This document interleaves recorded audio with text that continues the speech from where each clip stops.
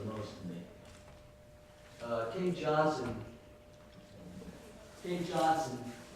began teaching here at Sarah Lawrence in 1987. Joined the faculty then, and believe me, she was a very young girl. She's still young today. But she quickly became a much-loved teacher, Don, and up until about a year or so ago, she headed up the poetry program in the MFA program. And during that time, she also published 3 wonderful books. The titles are When Orchids Were Flowers, This Perfect Life, and my favorite title, When Wind Somewhere in Shade. And I was rereading the book the other night, and I marveled at how each poem in the collection is a personal contemplation of what it means to be human, and all its joys and sorrows and complexities. So it's no wonder that Kate's poems rattle you the way life rattles you, and that's what you want. You don't want your poems to be complacent. And if all good poems relate experience, then the better poems created. And Kate does that in poem after poem. She creates experience for us. I recently read an interview with the poet John Berryman, and he said when he was a young man in his late 20s, he met a Fulbright, and he spent a year in England. And what he wanted to do was meet his literary idol, William Butler Yeats. And so he finally got, as he said, an audience with him. You can sound like a poet. And he said, I had thousands and thousands of questions to ask him, but the first thing I asked him was, do you revise anymore? And Yeats was at the end of his life. He said, oh, no, I don't revise. And then he stopped and thought for a second, and he said, of course, unless I'm in pursuit of a more passionate syntax. I didn't know what the hell that meant, but I love that phrase. I love the sound of it. And I realized that's what Yeats was talking about sound, a passionate syntax. And Kate does that. The best poets do that. They're in pursuit of a more passionate syntax. They're meticulous with their word choice, and they have finely tuned ears. And Kate does all of that. So you're about to hear that now. Kate Johnson.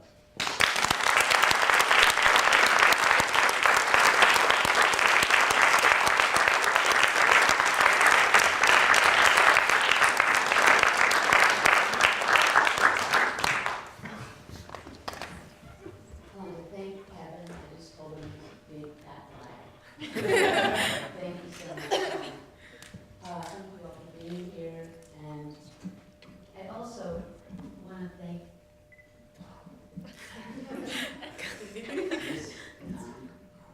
Well, everybody here, okay?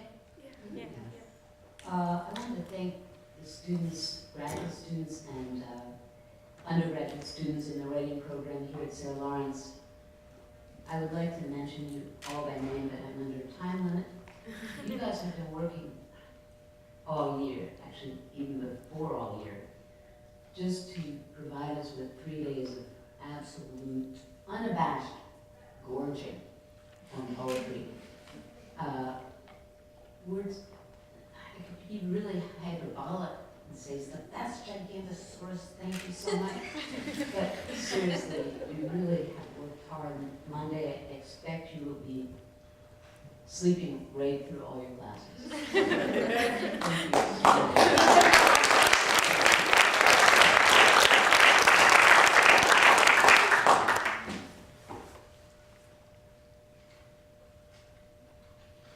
As for Jessica and Vanessa, I'm so proud to be reading with you. For a second there, I thought, God, I'm a great teacher. Then I deflated immediately and realized, no, you're totally doing your own thing, and it's very beautifully crafted and deeply felt. So it's my honor. I'm going to begin, as I like to do, this is a fragment or an excerpt from Walt Whitman's poem, A Noiseless Patient Spider.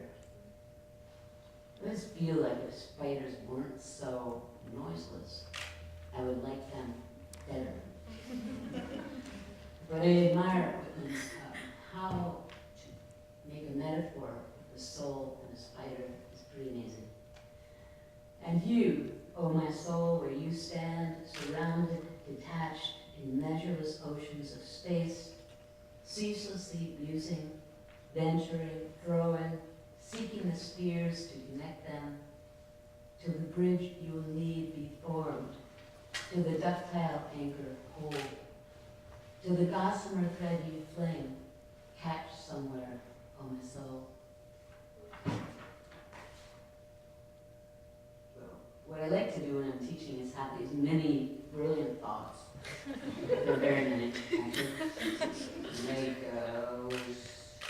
what is that curved thing that looks like the round hat is blowing off its head? Oh, it's a semicolon. Don't do that again. Literally, I'll go right home and just do semicolon poems to just show myself that I'm wrong. However, then I launch into this title thing like, every poem deserves your respect. Should have a title. What is this? It looks like the second page of somebody else's poem. So I will begin with a poem called Untitled. Untitled. It is not white, cannot float. It doesn't think there are so many flowers in this garden. It is the iron darkness from inside, honest but liable. To snag in the enemy's fat hand, it's the goat, shivering dog, bad girl, the unwanted. Different. It is anything different. What is the soul? Shame, they said. You should be ashamed. The titles get better, slowly. This is called Poem. Poem. The truth, I wanted out of the conversation because your constant sadness was spilling over my perfectly green and recently watered garden, and I had 8 flats of annuals to put in. You were trying to make sense of your mother's recent death, telling me she wasn't even there at the end. And did I think that could happen? Can the soul leave the body and the body still live? I gave you the answer you wanted. Alive, your mother was a queen bitch who never had a soul. But I said, sure it can. I meant, just look at me. Yes, indeed, these tales are swinging now. I really didn't mean to do this, but it's apparent to me that I shouldn't say. Oh, it's called Oh. As if she were to bump her shin in the night and utter a small, audible oh. The doctor says, oh, as in things don't look good, or the baby that's growing there inside you is no longer the baby there growing. Like Whitman's oh. Oh, gossamer thread, oh, filament, filament, filament. Or the oh that comes into a room after the wind has filled the curtains and emptied them again. Just oh. What causes it? Causes what is not to be. Whichever oh in theology you prefer. The same way, sweetheart, I love the sex, but I don't love you. Equals oh. Or maybe the oh in oh what the hell is nothing dramatic. Not the oh of a funeral, but of a year later when you simply look up from your work and remember that she's gone. Oh, like omission. It's nothing I can put my finger on. Nothing that can be grieved for or raged against. To miscarry, to put the lame collie down And how many years now since your friend passed away? So I lose my wallet or the tip of my index finger. With everyone else, I'm standing on this continuum of fairly average losses, all supportable, shrewd blows, O's, zeros, noughts, an absence of something so profound it bears down on the soul, as if I were to take some nails and hammer them into water, just small nails, driven deeply.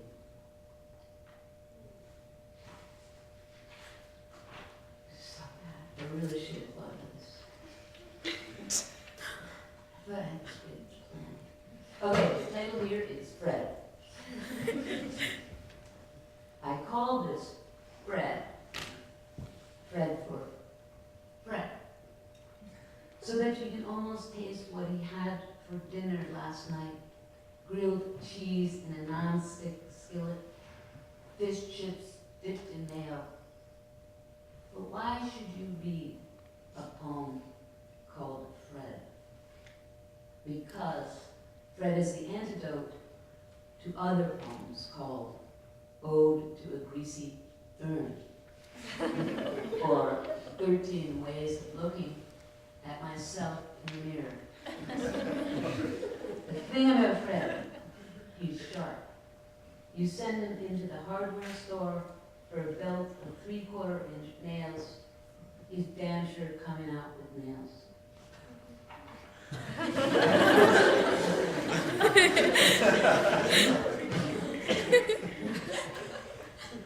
can't even pour water from this tub. Narcissus, here we go. Narcissus. When the soul is given a body, why would it not be used? So much imperfection in the arrangement, the way tulips outgrow their vase in one night. Get lost, says the body to its soul. You are a knife to my light, the soul responds. Mirror after mirror, echo to echo. In the end, it's another bloom altogether. A sweet wound that can't be healed, but a beautiful flower. We have moved into, these have 2-word titles. Poor soul. You know, I love this. Viktor Frankl, who endured a great deal, wrote this. What is to give life must endure burning. I really love that. I think it's true. I also think, bummer. Poor soul. Sometimes I must speak roughly to it. Shut up. Just do what I say, because I've been watching the soul for a long time. The soul capitulates like a rabbit, to whom God gave no really useful defenses. Poor soul. It is not a mind that it can know itself, and so it is so capable of love.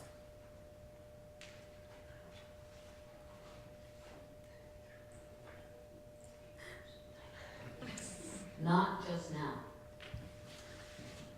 Sometimes there is a need to walk around in brutal shoes, bedecked in a simple wardrobe of snow. Oh, I know, you'd tell me, go look out where the irises grew. See what is not there, will be there again. Isn't that what you would have said with your living mouth? Not just now, please. I need to study the blue places where the soul of clear water is caught in ice. There will be time for its unlatching into the wind later.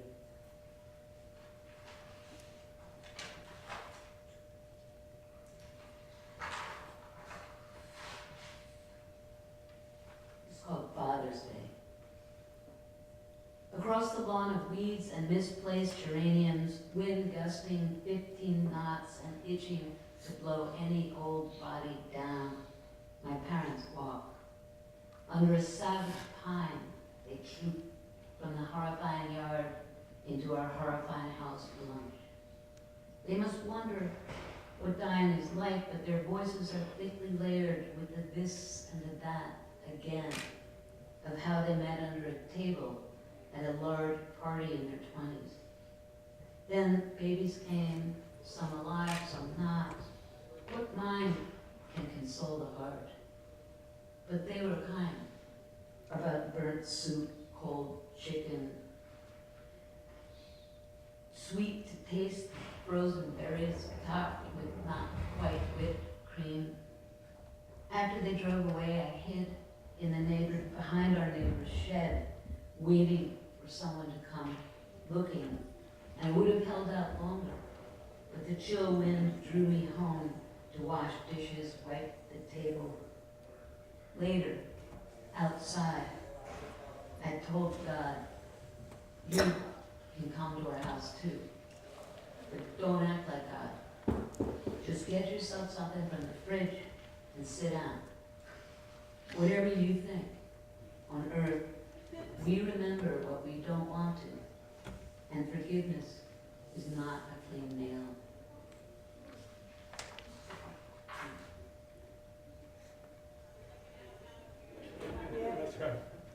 Easy. It would be the easiest thing to be wind. That's what I thought then.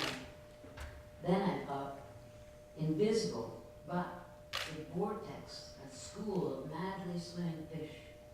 I thought that then.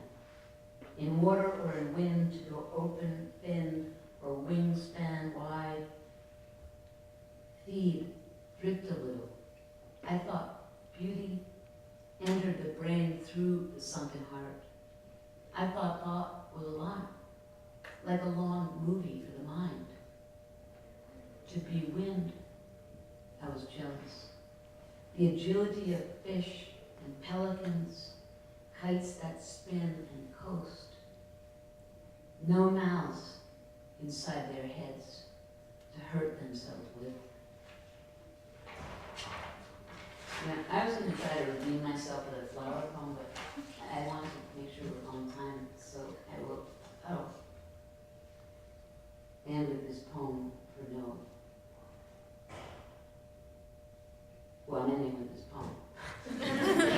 It's not the flower poem, it's not the redemption poem either.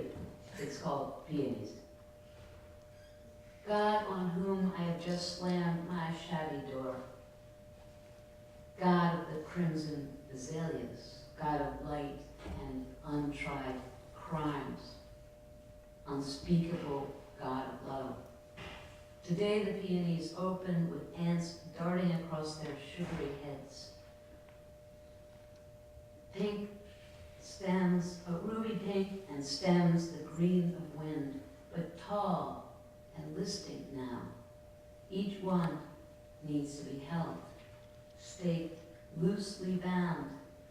Do you think, dear God, that this is a poem about peonies?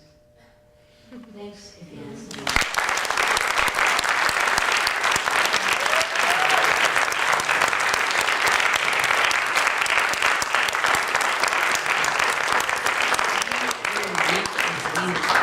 More incredible poetry for those students, and I don't want to lose one. Henry Cole, whose poetry I love, I just don't know.